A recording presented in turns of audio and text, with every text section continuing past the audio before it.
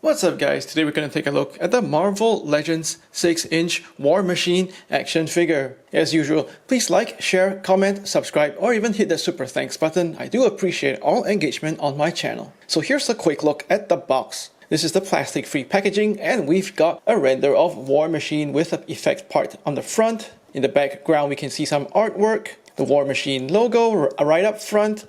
On the top of the box we see another War Machine logo down to the bottom, some product information and more of that plastic-free packaging. Down to the side, nice colorful artwork of War Machine and that yellow and red Iron Man colors in the background. To the back of the box, we see a render of War Machine. He's got the effect part plugged into his chest, as well as a couple more effect parts and swappable hands. More product information at the bottom. And onto that last side, it's a render of War Machine in a vanilla pose. So let's go ahead and get this figure open.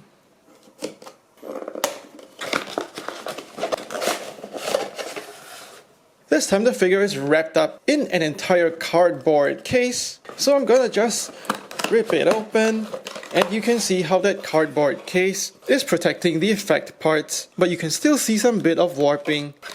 And pulling these effect parts out, the figure is behind even more cardboard inserts. Behind the figure we have these two smaller effect parts. The small baggie over here contains his swappable hands, and of course in the main baggie we do see the actual War Machine figure itself. War Machine comes with two sets of hands, a set of fists and a set of open splayed repulsor hands that have ports for you to insert effects. As with the rest of this review, you will see that War Machine is a lot of mold and body reuse from the Modular Armor Iron Man, which was in turn also reused for the Pulse exclusive Iron Man with the plasma cannon. So those hands are no different. They're exactly the same sculpt as those hands that you got with the previous two Iron Man. The hands still have the same ribbed armor design, so you can see where the sculpting shows clearly the segments in his armor. What is interesting now is that both hands have silver paint for the repulsor ports, whereas previously on the first release of the Modular Armor Iron Man there was no paint on any of those parts on his hands. And when we got the Pulse exclusive Iron Man with the plasma cannon, he had paint for the parts on his relaxed hand, but none for his fists. So now we can see Hasbro gradually adding another small hit of paint to the fists, as we see that Modular Armor sculpt being reused over and again. And as before, these two sets of hands are articulated inwards as well as outwards. And of course the fists work well with the figure, as do the open and splayed repulsor hands. He comes with two small blast effects, and these are also the same sculpt that we've seen with plenty of Iron Man figures from before. This time the plastic is cast in a translucent reddish pink, and it also catches the light well. No paint on these, and you can also pull off the back part of the blast effect if you want. The smaller blast effects plug into the ports of his open repulsor hands just fine. And they also plug into the holes on the bottom of his feet, so they're good options to have you posing War Machine blasting off into action. The next bigger effect part is also cast in the same reddish pink translucent plastic that also catches the light well. There's some overspray of white paint to have the glowing effect down the middle. The effect part is again reused from the Pulse exclusive Modular Iron Man with the plasma cannon. However, the white paint this time is not as bright, so the glowing effect is less obvious. However, there are additional hits of reddish pink paint for a couple of dots to make some of that sculpting stand out in that white overspray. There's a triangular peg on the back of that effect, and that goes into that small cavity on his chest. So that effect part plugs on and looks just as cool as on the Modular Armor Iron Man. And his last accessory part is this giant effect with plenty of spikes. This is cast in a reddish pink plastic, once again also translucent and catching the light well. It's meant to look like energy coming out of his hands, but there's also sadly quite a bit of warping, and you can see that in quite a number of bent parts on this effect. Once again, this effect part is also reused, but this time it doesn't have that white paint to bring out that glowing effect. So that's a bit disappointing. Plus it also seems like it's warping way worse than the original effect part. The effect part is molded for his right fist and of course plugs in very snugly. The effect part is also soft and flexible enough for you to squeeze it onto his left fist as well. I think War Machine comes with a fair number of blast effect accessory parts. However, seeing that every single one of them is reused from previous molds, I do wish this could have come with an unhelmeted James Rhodes head sculpt. So for me, this is kind of a missed opportunity for Hasbro to provide us with an updated, unhelmeted James Rhodes head sculpt.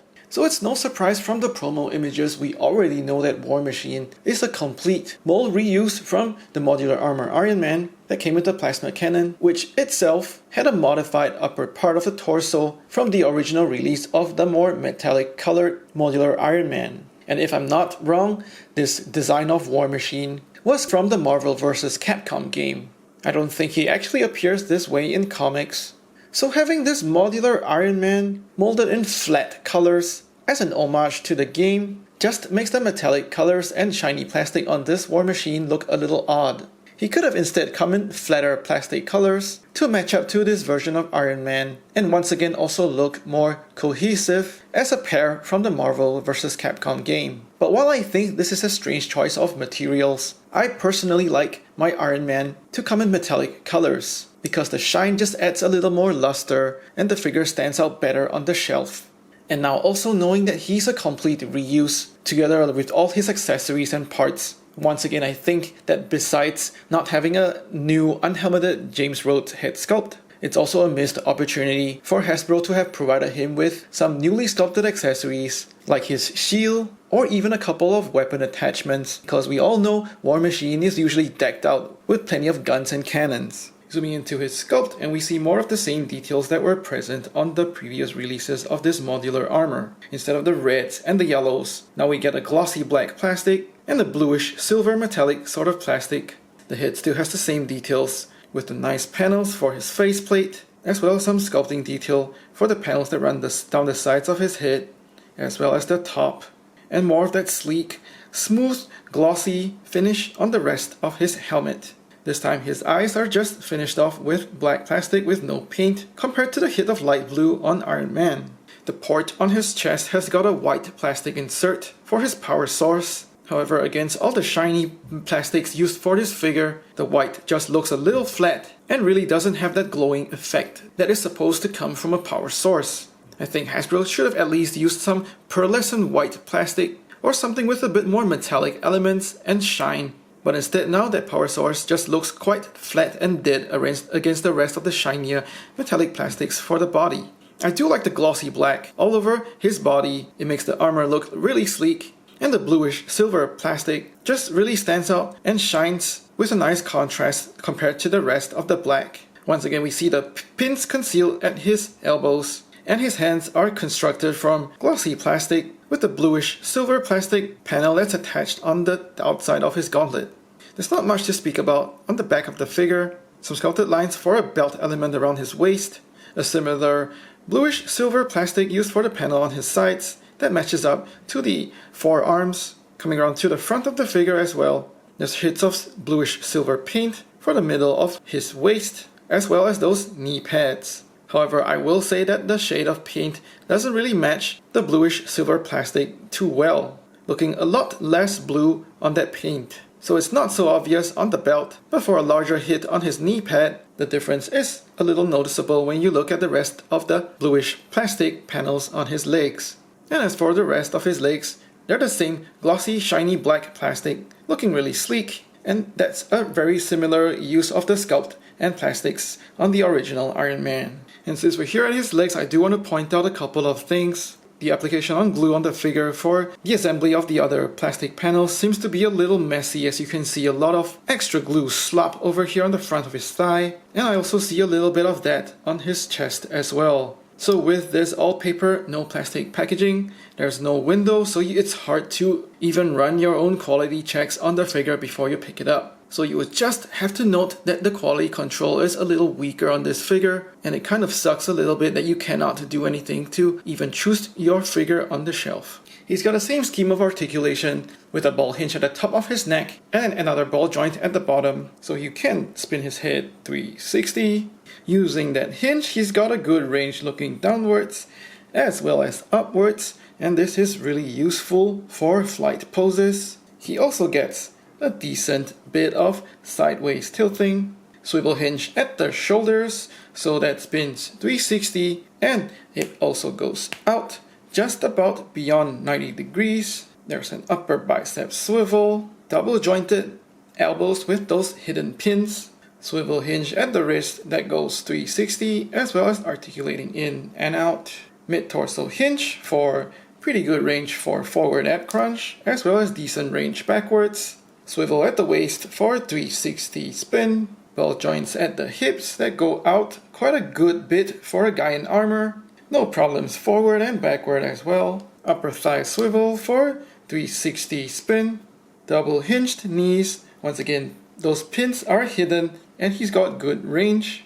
Calf swivel that's disguised by the sculpting for that armored boot. Ankle hinge that goes up, quite a good range, as well as down. And finally ankle pivot for generous outward range and inwards. So we've seen this figure before, so we're completely aware of how well this figure poses and moves. The joint still feels strong and sturdy, and he's really fun to handle. However, once again, he could have used more new and novel accessories, so that's a bit of a missed opportunity there, especially to improve his playability. And now for some head swaps. If you have the original deluxe release of the War Machine, you can use that James Rhodes head sculpt. I think it looks great with this figure. The fit might be a little tight, but it's a good size. And also, if you want to imagine Tony Stark just trying on his other armors, this is what the unhelmeted head sculpt from the 80 years Iron Man looks like on this War Machine body. And here is the unhelmeted mullet Tony Stark head sculpt that came with the Pulse exclusive Iron Man with a plasma cannon, and it definitely is proportional to the body and fits well on that neck peg. Even though he doesn't come with a gripping hand, you can still fudge him with that plasma or proton cannon using that open splayed repulsor hand, and he still looks good posed with the proton cannon. For size, War Machine stands at about 6.5 inches, and that's about 16.5 centimeters. For size comparisons, here he is with the deluxe War Machine, together with a couple of other Iron Man armors like the Silver Centurion and the 20th anniversary Iron Man with the horn helmet. Here he is with a couple of fellow Avengers. And here he is with Thanos, Kang, Red Skull, and Doctor Doom. For comparisons with other lines, here he is with G.I. Joe Classified Series. And here he is with Star Wars Black Series. Is this a justified repaint? Yes. Am I happy with how it turned out? Kinda. As an Iron Man fan and having played the Marvel vs. Capcom game in my youth, this is pretty cool. I like the metallic colors and the bunch of effects he comes with. However, this is once again a case of Hasbro gleefully milking an almost thoughtless repaint opportunity, and nothing about this figure feels innovative or unique. Objectively, if you're a Marvel Legends collector and not buying several versions of a character, this is an easy pass. In my opinion, the definitive comic version of War Machine was already released as a deluxe figure, and this new one will likely not add anything special to your collection. Please like and share this video, let me know what you think in the comments below, subscribe to my channel, or even hit the super thanks button. Thanks for watching, take care and stay safe.